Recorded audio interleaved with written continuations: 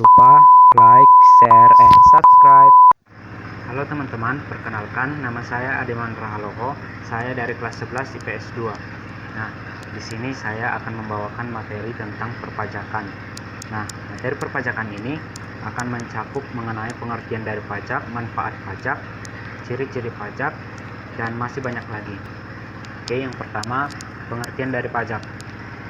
Pajak merupakan kontribusi wajib kepada negara yang terutang oleh pribadi atau badan tertentu yang bersifat memaksa berdasarkan undang-undang dan tidak mendapatkan imbalan secara langsung.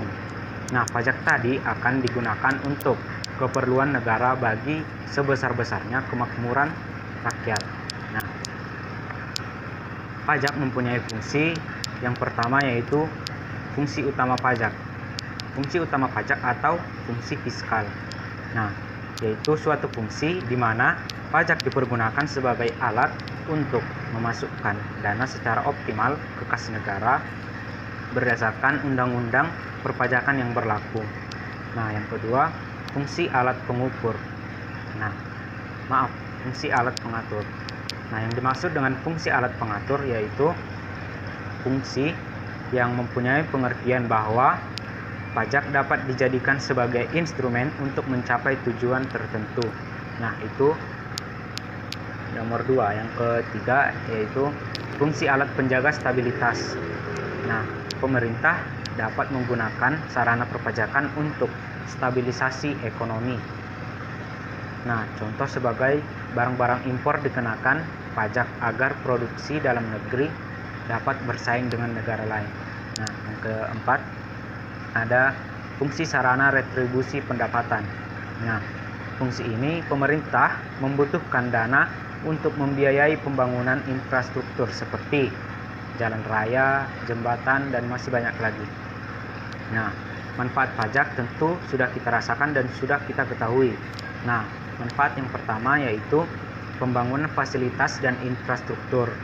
Yang kedua, dana alokasi umum. Yang ketiga, pemilihan umum. Yang keempat, penegakan hukum. Dan masih banyak lagi tentang manfaat dari pajak. Nah, yang selanjutnya yaitu tarif pajak. Tarif pajak yang pertama yaitu tarif proporsional. Nah, tarif proporsional ini merupakan tarif yang ditetapkan atau sejenis untuk setiap jumlah penghasilan. Nah, contoh, jika jumlah penghasilan kecil, maka jumlah pajak juga ditetapkan pajak kecil.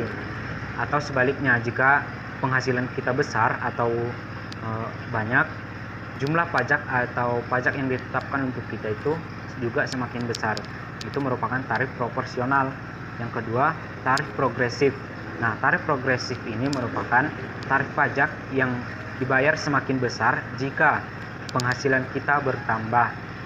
Nah, contoh, jika pendapatan atau penghasilan kita semakin besar, tarif pajak akan menjadi semakin besar pula. Nah, itu merupakan tarif progresif. Nah, yang ketiga ada tarif degresif. Tarif ini merupakan jarang atau bisa dibilang ini merupakan tarif yang paling jarang dipergunakan oleh instansi tertentu. Nah, tarif pajak akan semakin menurun untuk mendapatkan atau pendapatan yang semakin meningkat. Contoh, jika pendapatan semakin besar, tarif pajak juga tidak semakin besar, melainkan semakin kecil, atau kebalikan dari tarif progresif tadi. Nah, yang keempat ada tarif tetap.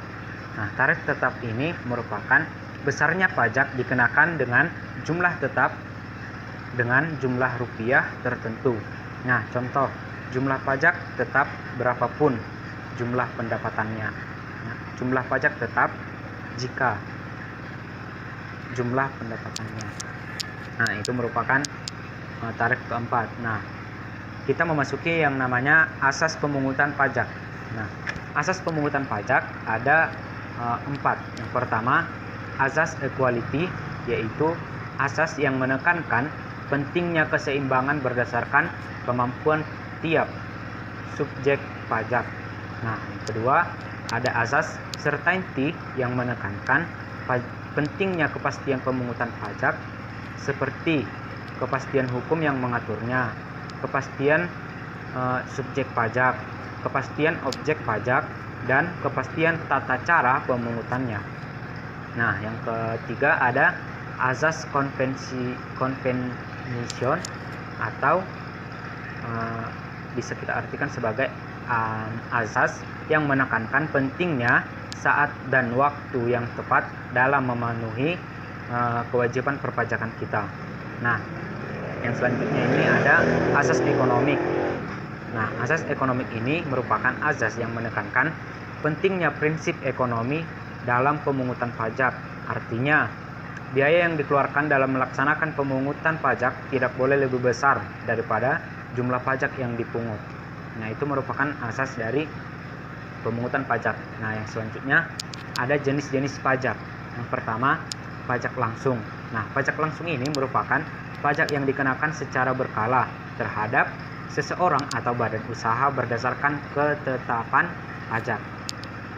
Nah, yang kedua ada pajak tidak langsung atau indirect tax.